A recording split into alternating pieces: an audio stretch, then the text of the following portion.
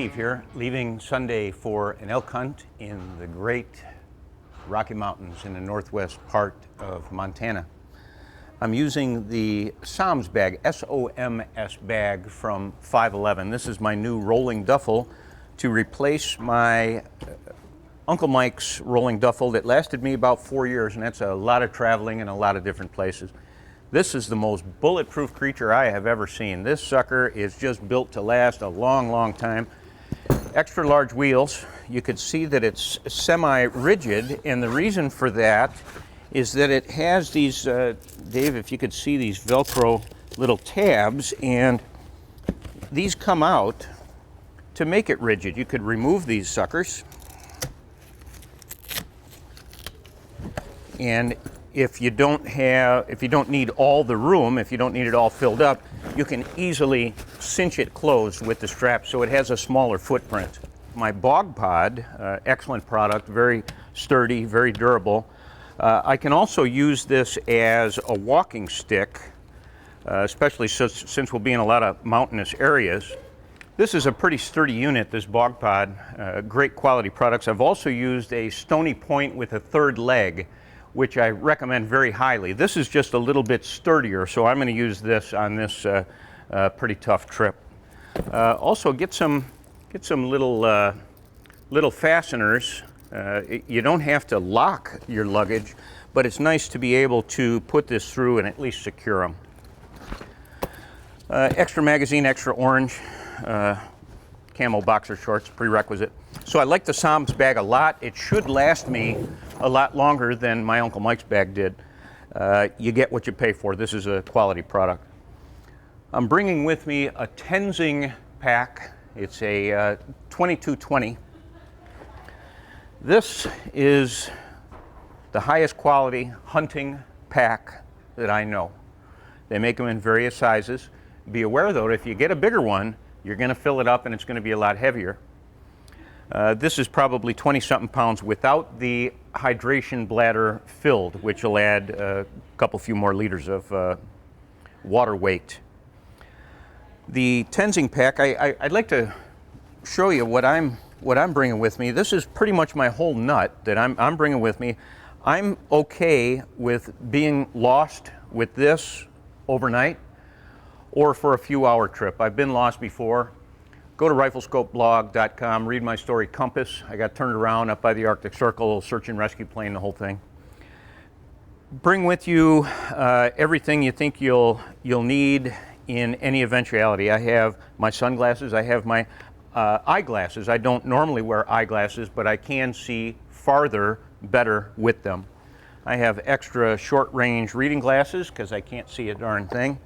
This is my favorite light. It's the Tech 4 or Tech Pro or something like that. It's a Princeton Tech light. I really like it because you can automatically turn it on with the red lens, and a lot of other lights you turn it on and it's automatically white instead of red, and it ruins your night vision once you become biologically accustomed to the evening. So I really like this Princeton Tech light. An extra flashlight. This is the Pelican 2370, and what's pretty cool about this is not only will it come on white, it can also come on red, which you probably can't see very well, or blue. I find that red is a little easier for me to see in the evening. It seems to be a little brighter for my eyes. A little energy drink, an extra compass. I had 2012 was spent with stage 4 cancer, and radiation cooked all my salivary glands, so I don't have any salivary glands. This is my first hunt where I'm very concerned about water. My whistle doesn't get wet anymore, so I have to bring water with me. This is my first experimentation with this during a hunt, so I have some biotin gum. Hopefully that will alleviate the problem a little bit. Some BioFreeze, because I never thought that I would be the guy that's out of shape in elk camp, but it seems like that's the fella I am, and I'll just do my best. I have one of my favorite varmint calls in here, because I also have a wolf tag.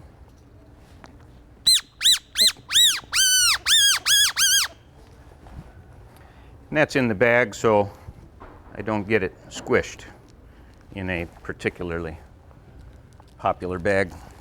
Extra earplugs all the time, everywhere.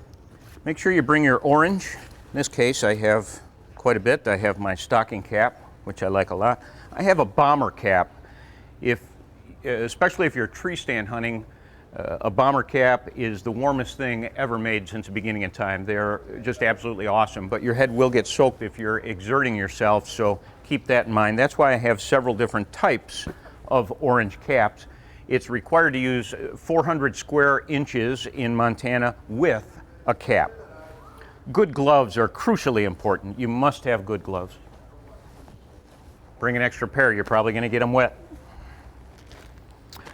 This is my medical bag, which I'll call my medical bag. Let's see what we're bringing here today. It's also, I have some fasteners in there. You always need your medical tape. Moleskin is crucially important. You can also use duct tape for blisters, but you have to have something to alleviate blister pain. Quick clot, in case someone doesn't shoot right or gets gutting a critter. Some gauze. Always have my orange flagging tape. And I carry extra batteries. Fasteners are pretty important because you want to put this onto this rangefinder onto this water bottle onto this. Preparation H, hey, laugh your heart out. You'll pay their weight in gold for these. Fasteners, a whistle. Whistle's really important and it's used more than you think. This will go many, many, many times further than your voice. And 3 shots in the air doesn't really work. Bandages, ointment, battery, Swiss Army knife. Next we have something to eat. Bring some hand warmers. They don't take up a lot of space and you will really pay a lot for them. This is by Maxit, and this is what I call my secret weapon. It is about the warmest thing I have ever used. It's simply a hood covering. It's kind of like a Nomex material. It's windproof, it's water resistant, and I really rely on this a lot. It's by Maxit. I don't know what it's called. This is my fire bag and a lighter. This is paraffin soaked sawdust. This is dryer lint. I always bring dryer lint with me. There's a candle here, some waterproof matches, and this is a little hockey puck. This is kind of another little medical bag. You always have to have your Mylar blanket. I have some Benadryl in case of allergic reaction to something. I have some Pepsid. A lot of times you'll be hunting. One time I was down in Texas and we were eating a lot of really spicy mud bugs. We were eating them crawdads like crazy and my throat was just burning. I would have killed for a Pepsid. So bring a couple of those with you. This is a carbide knife sharpener and it's pretty rudimentary, but what you do is you just scrape that along the side of the blade. I like using that. I don't use lip balm, but a couple of times on pretty windy and dry hunts, I wish I had it. So I've been carrying this with me. Electrical tape, you can also put this over the muzzle of your rifle. It will not affect your point of impact, but it will prevent debris like snow or mud from getting into your bore, causing an obstruction. Then you're in trouble. Here's a couple of Vibram and some fingernail clippers, which are used very frequently. I try and use a different knife every time I'm going hunting. This is just a Marlin branded knife. It's a Blackie Collins, so it's probably a Gerber knife. A gut hook, perfect solution to a non-existent problem, but I've used them before and they work well. This is a replaceable blade version, which also has the option of a saw. Not only is it important to have a container to easily capture extra drinking water, but a cup is very important too.